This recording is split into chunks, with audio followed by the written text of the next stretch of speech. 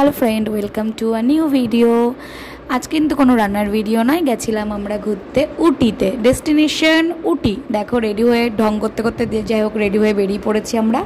ট্রেনে করে উঠতে উঠতে চলে গেছিলাম।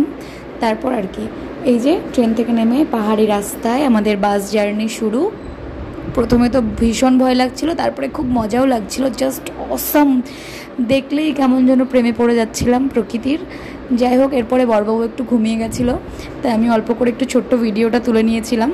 কেন সবসময় আমিই তার কাঁধে ঘুমাবো, সেও একটু ঘুমিয়ে নিচ্ছিল।